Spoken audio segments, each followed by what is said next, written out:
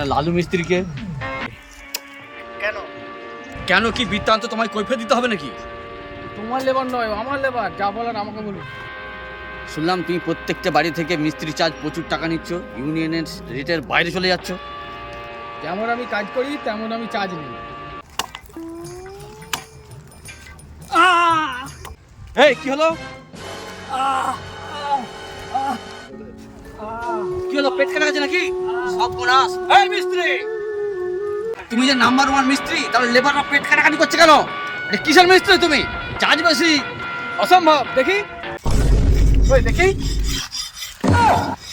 I দেখো গেঞ্জি কেটেছে, পেট কাটেনে। দেখো গেঞ্জি কেটেছে, তো পেট কাটেনে। এটাই নাম্বার 1 মিস্ত্রির কাজ। ওর ভুড়ি নাই তাই ভুড়িটা কাটে নে।